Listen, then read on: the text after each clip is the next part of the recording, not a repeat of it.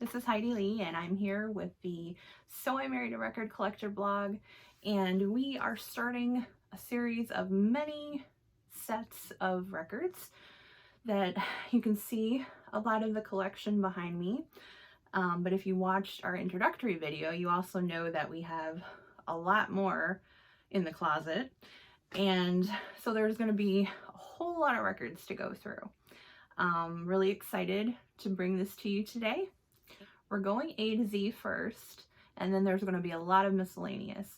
But before we even get through, it might be quite a few videos before we even get through the A's. So happy that you're here, and let's get going. Okay, for our first record, this is from a band that I knew absolutely nothing about until I met John. Pretty sure I probably heard You're Gonna Miss Me. But this is Bowl of the Woods by the 13th Floor Elevators. I ended up doing this as my first record, I believe it was, when I did So I Married a Record Collector as a blog. And I listened to the whole thing in its entirety, and I know there was a song on here that I really liked. Till Then. Yes, I recommend picking up this record, if not just for that song, but I'm sure you'll probably find a lot of other cool ones on here that you might like. So, one of the things I do going through John's records is sometimes I find a receipt, because he always kept those as kind of a memento of when he bought it, or if he needed to refer back to it at some point. So I'll be checking the albums for receipts, which are kind of fun to me, at least. No receipt in this one, but 13th Floor Elevators, Bowl of the Woods, our first record. This is Bowl of the Woods, the final album, their third studio album by the 13th Floor Elevators. This is not an original, don't get excited. This is what you call an exact reissue. I think it might be slightly official, I don't know. It's interesting. Well, all their albums are interesting, but this one sounds like almost a completely different band compared to the albums that preceded it, because Rocky Erickson was in and out of trouble and about to enter psychiatric hospital at the time. So I believe it's Stacey Sutherland took the reins of the band and added, and has a real weird outer spacey kind of sound. It has one of our favorite songs in here called Till Then, which an alternate take exists called What About My Love. And we always described it as a bit like a Birds-like song if the Birds rocked even harder. And this came out sometime in 1969. The next record is also from the 13th Floor Elevators, and it's called Easter Everywhere. It was Easter recently, and I remember seeing people post this on Facebook or whatever. Some people who have similar music tastes that we do, and it was kind of funny seeing this. I haven't listened to this album. Easter Everywhere. Don't know if Slip Inside This House I remember hearing, because I think John put it on a comp for me a long time ago. So yeah, another 13th Floor Elevators. Here we have, this is the second 13th Floor Elevators record called Easter Everywhere. Came out November 1967. This is pretty much considered their best album of their 4 records, even though the third album was a phony live album, which I don't own on vinyl. Again, not an original, an exact reissue. Like I said about Bowl of the Woods, could be semi-official. There's always been stories and legends about how the master tapes for International Artist Label disappeared. Leland Rogers shoved them underneath his kitchen stairs and forgot about them. But there's a good website out there you can find and read up about that. But this is probably, like I said, one of their best records. Has one of my favorite Elevator songs in here, Slip Inside This House, which, you know, when we all listen to our favorite songs, we have imaginary videos in our head. And I always picture them playing the song like in the moonlight in a field or cemetery or something. But one of their best songs, and the Cynics do a great cover, She Lives in a Time of Her Own. Another 13th Floor Elevators. This time it's live, recorded at the New Orleans Club, Austin, late 1966 or 67. 13th Floor Elevators, a Texas band, but definitely not country. Another 13th floor elevators record. This time, some rare live recordings, recorded live at the New Orleans Club in Austin, late 66 or 1967. Got this one on eBay. I knew of its existence for a long time, but live elevators tapes, when we heard of their existence, was like, oh my god, something from King Tut's tomb or something. But this is on the Big Beat label, the great subsidiary of Ace. I probably haven't listened to this since I bought it. That's a phrase you're going to hear a lot from me in this series of videos. I haven't played this since I bought it, but really good live album. Not as great as some other live recordings I've heard by them, especially the Avalon 66 tapes, but a worthy addition to your elevators collection.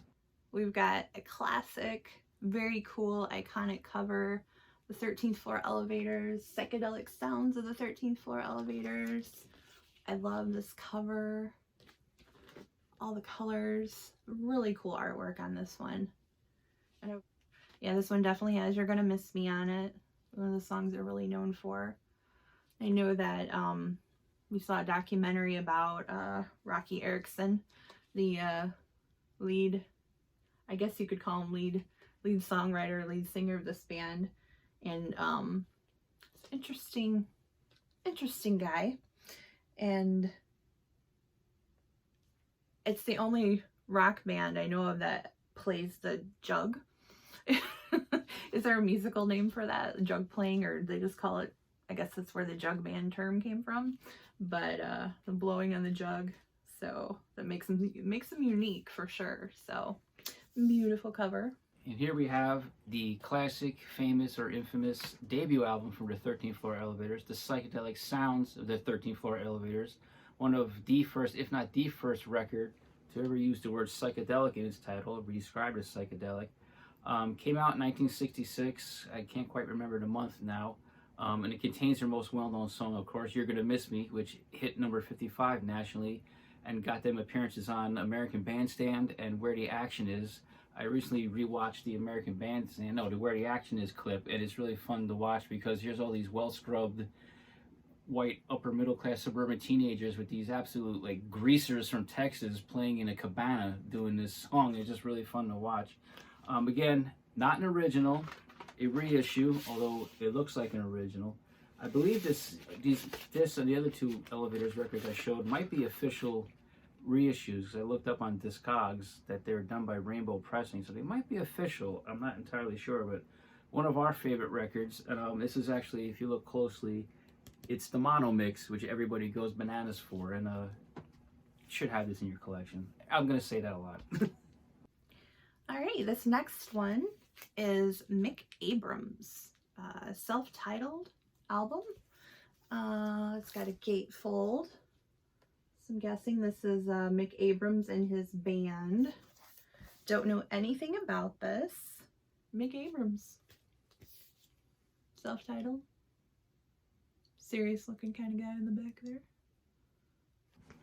Here we have Mick Abrams' self-titled debut from 1971, American pressing on A&M. Mick Abrams was the first guitar player in Jethro Tull, and he left over musical differences, and then he put together his own band called Bloodwind Pig, and when they dissolved in 71, he went solo, and like I said, this is his debut solo album, American copy on A&M. I got this from my friend Tommy's store in Cranford off the record, which means it was a deal. I think the best known song on here is Greyhound Bus. I'll show you the gatefold.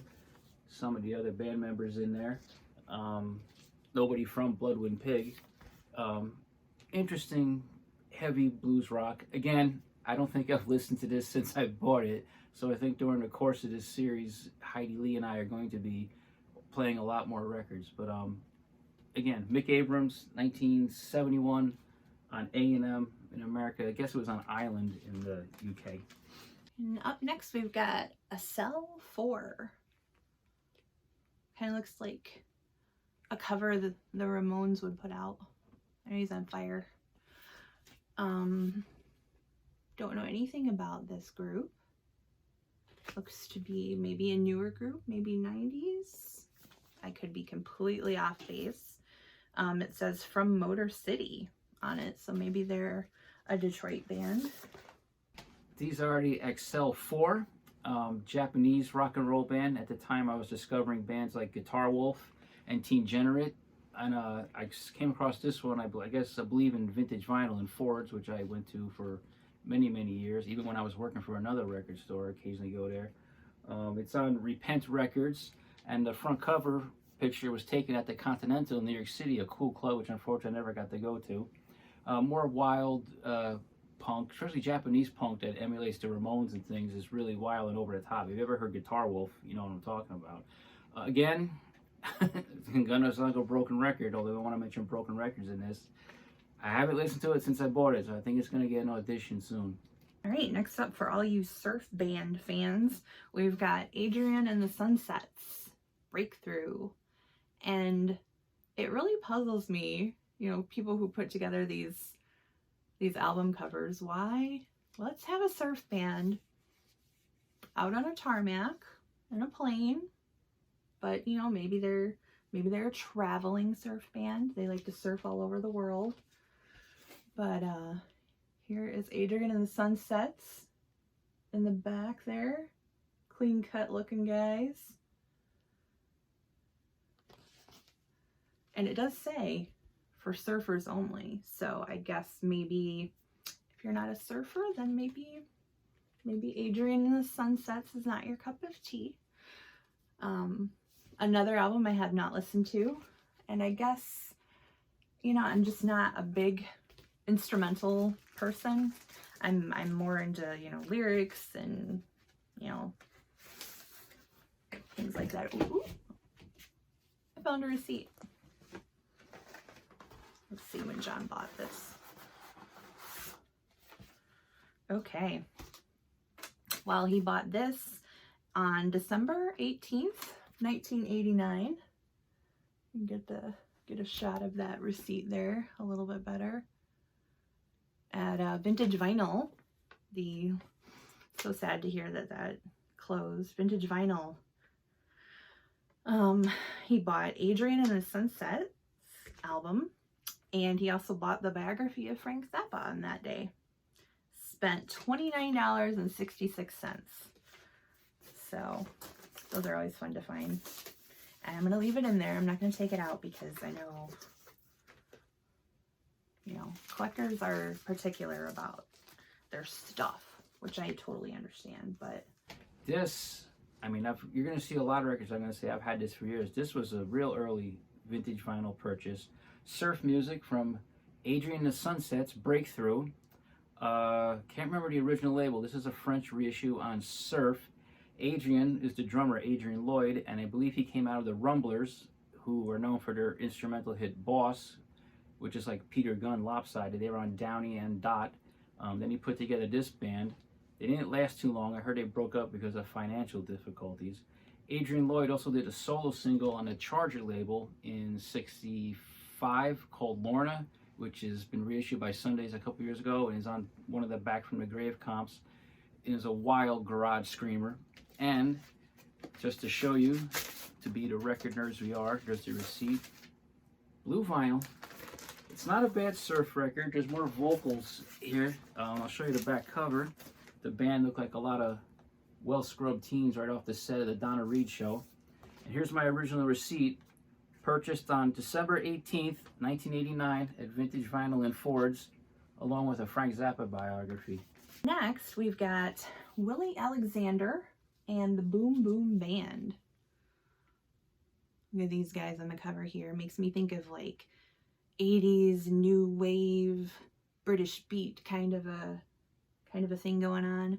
And this guy right here kind of reminds me a little bit of Ray Davies, or Davis, however you want to say it. But here they are in the back. There's Willie and the rest of the band. You've lost that love and feeling. So maybe that's why you bought it. I don't know. But yeah. Don't know anything about these guys. Willie Alexander and the Boom Boom Band. This is Willie Alexander and the Boom Boom Band with their self-titled record on MCA from '78.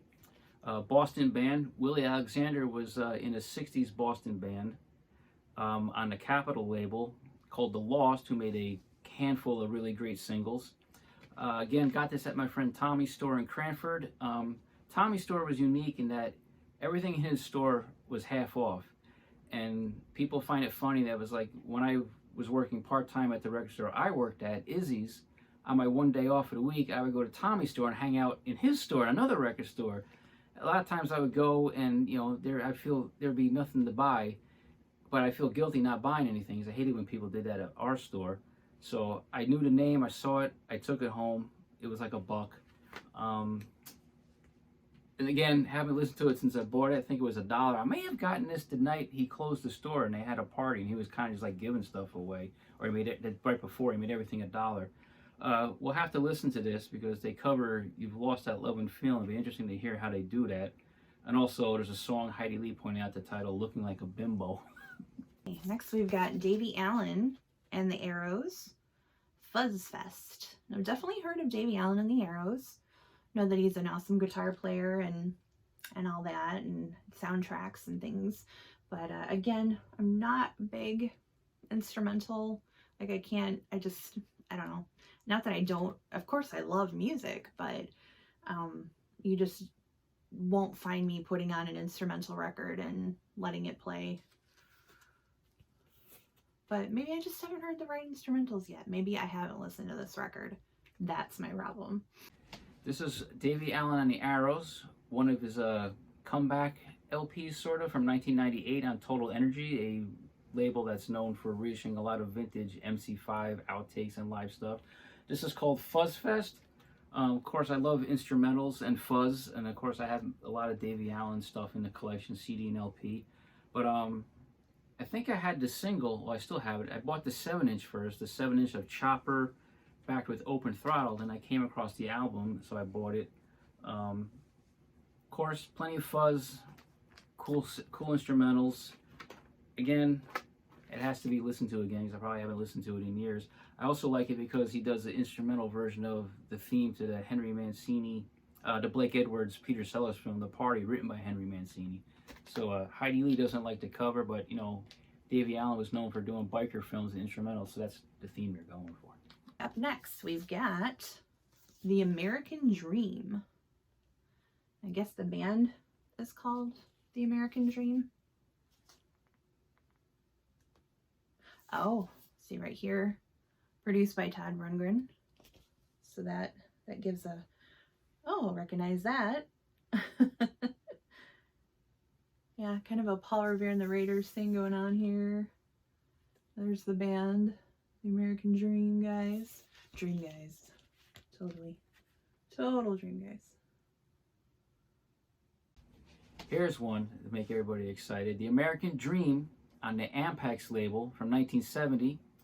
If you look on the back cover, on the front cover, it says Bearsville, a Bearsville production. And you look closely here, producer and engineer Todd Rundgren. One of his first productions, if not his first, outside of Nas. The Nas had just broken up. He was going solo and he did some production because these guys were from Philadelphia. And they sound quite a bit like the Nas, so it's kind of unavoidable with Todd producing. Came out in 1970. This was one from my store, Izzy's, that came in with a collection. Of course, I did not pay the $29.99 that Izzy put on it. I got a reduced cost and taken out of my pay. The one thing I really remember about this record is there's one song where they harmonize on the word jerk off. So I'll show you the back cover. They're hanging out in front of some Philadelphia landmark. But if any of you dig the Nas, dig Todd Rundgren, hunt this down. It's a really great record. I know my friend Mike Fornatale is a big fan of it.